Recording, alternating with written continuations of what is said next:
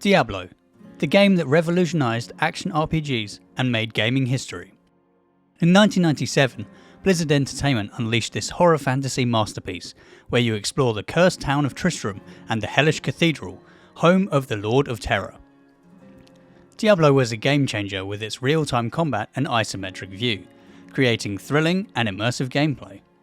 You face countless horrors from skeletons to the Butcher. And Tristram was alive with memorable characters like Deckard Cain, Adria, and Farnham. The game's music and graphics created a dread-filled atmosphere. Diablo was a game that never got old, thanks to its random levels and loot. Every playthrough was different and rewarding. Diablo was a game that captivated millions of gamers and became a legend. As with any good RPG, the items that the player interacts with are of huge importance.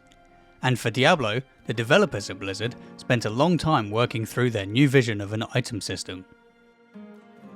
It occurred to me, let me back up a second, because it occurred to me that my old Diablo, my old Dungeons and Dragons geekiness back in when I was 12 years old. One of my favorite things in the how it got applied then to Diablo 1 is I loved the little random item generator in the Dungeon Master's Guide. It was very simple, like, hey, you could just roll the dice and get a +3 sword. And I was just fascinated by that table. So I think that was kind of my main contribution then to the Diablos. What became the affix system, which now is standard throughout just about every game, especially all the games I worked on. But that's one of the big influences from my old days, just reading the books and faking campaigns, is just extrapolating on that and making all these cool magic items. That was my favorite thing, I believe. Nice. First and foremost, they understood that loot wasn't just about stats and numbers. It was about stories. Each piece of gear felt like it had a history, a dark and mysterious past that unfolded as you identified it. That unidentified staff might have been wielded by a powerful sorcerer in a bygone era, or maybe served as a cursed relic in some ancient cult. This made the loot feel like more than just a set of digits. It was a part of the lore. A lore that the players could add to in their own imagination. The setting and atmosphere of the game left the player to wonder if deeper meanings or secrets were hidden in the world. Now, about the thrill of the unidentified. There's nothing quite like gathering a trove of loot, then making the pilgrimage back to town to have Deckard Cain identify your newfound treasures. The anticipation of discovering whether that amulet was a game changer or just another trinket added a layer of excitement. If you're a modern ARPG player, looking back, the items may seem simple. The number of affixes that can roll may seem minimal.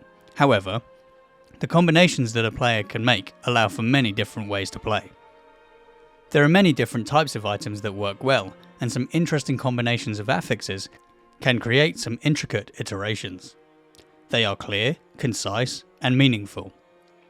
As you reach deeper into the cathedral, it will become clear which stats are working for your character and which stats you are not utilising well. It is clear where your character's damage and defences come from. The affix system is simple, clear, and relevant to your character's progression. So just a quick tangent to say that these are some of the problems currently in Diablo 4 with items. That there are far too many affixes that can roll on an item, far too many complicated, intricate interactions that are basically pointless and irrelevant to your character and character's progression. Things just aren't very clear or explained very well, how they interact with your character skills and how they would progress your character. Basically, it's just far too many conditional affixes, something damage on Tuesdays. In Diablo 1, unique items are in fact unique. For the first game in the Diablo series, these items set a clear tone as to what a unique item in an ARPG should be. These items could roll with more affixes than other items, however, not all of them were positive. Most named unique items have negative stats, affixes that may be detrimental to your character. These types of items introduce a huge amount of depth without being complex. It is for the player to decide, can they overcome these stats or build around them? Or can they use skills which mitigate these negative affixes? In the end, the itemization of the original Diablo wasn't just about finding bigger numbers.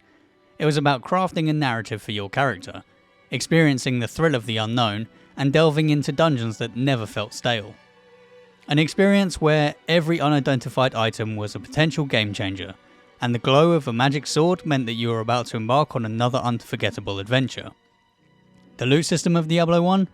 A true masterpiece that set the road for the item system of Diablo 2 and other ARPGs that followed in its footsteps.